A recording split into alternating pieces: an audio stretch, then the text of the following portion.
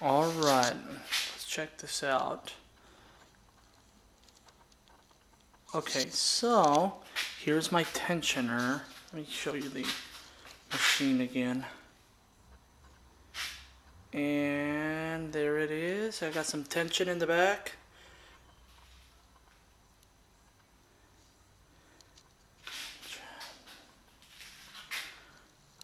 My belts.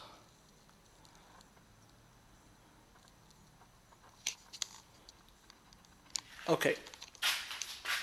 Well, here's my tensioner that I made. It was a simple design. Basically what it is I got square tubing that I cut right here. Try to see if I can make it focus better for you guys. Okay. Okay, it's got square tubing right here that I cut in half, and then I cut at an angle. So what that did was it fits over this square tubing, and I made a hole, and it comes out right there. And basically what it does is I welded a nut inside of here, and that hole right there, my bolt goes through it, nut welded inside, and it's able to run in and out that way. It's very easy design, very simple. What else?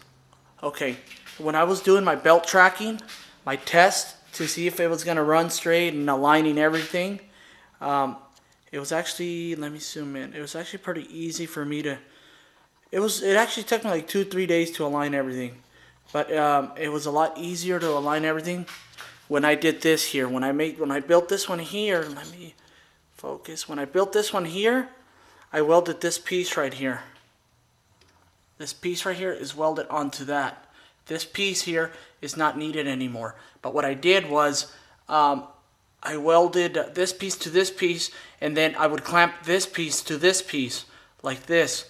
So, and then I would move this around, wiggle it left or right, in or out, and I would test run on the belt and see what position the belt tracked better with.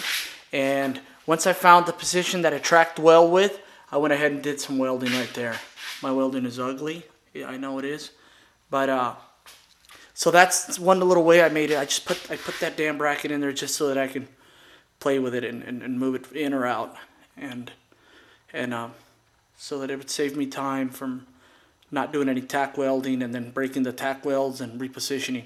But once I did that, I found the spot that I liked, and then I also, since I added these here, I can bring that drive belt in and out that way or this way, whichever way is needed to help tracking. And also these here, they're slotted, so I can either go to the back, to the front, and that'll change the axis of this one here. So that's making it adjustable from left to right and from in or out, and which was a very big help during all the alignment. I did have trouble during the alignment because if you notice, you will see. Let me. I have it on manual focus. Anyways, here, this here is not perfectly straight with this one. This one here is bent from this one here. Let me align it. Okay, okay, see how it's not straight, it's not perfectly welded? The welder at the shop said that I could have made some tools so that I can get some really straight angles. Anyways, since this is this way more, this wheel is a little bit on a different axis, so it's kind of fighting itself. If I could do something, if I could redo this again, I would pay a lot of attention to all the axes to make sure they're all aligned. But I did it in I built this one here in a very short time. I designed it in about 3 weeks, and actually built it in about a day. But so there it is. And then what else should I pay a little bit more attention on the tensioner? Now I wish I had a camera guy. But anyways, there it is. It's in and out. Very simple design. This piece right here is a piece of angle iron that has been cut. And in and out.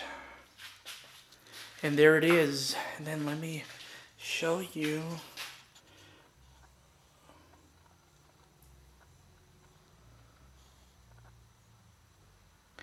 This is one that I'm working on right now. This one I'm also working on. That's going to be sent to Wisconsin from an uncle of mine that is a really good hunter. He hunts a lot of deer all year. Well, not all year during the season, but he's not lucky. He's a very hard working hunter. And I'm going to put some nice wooden handles on there for him. And I'm going to send that to him that I hope he likes that. I like this a lot. Now, I think that I could have done better, but I am improving. And it's actually pretty sharp already. But I don't like the blade geometry that this one has with my primary to my secondary. Angles are not as good as I could have gotten them. It's a very, very, very tough edge, but it's not as sharp as it's not as sharp as it can be. And it's a shame because this 3V steel that I'm using is able to take a very thin edge and not chip or break. So I'm actually losing. I'm not doing honor to the actual steel because of the blade geometry that I chose. So I'm thinking I can. I don't know.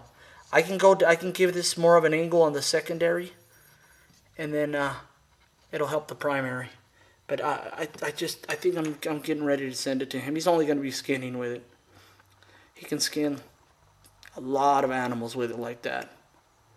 It's very sharp. And here's my kitchen knife that is in process. This is going to be a knife for work. I'm always cutting hoses and little stuff like that. And then these here are going to be skinners that I'm going to make. They're not ground up yet. But I'll grind them pretty soon.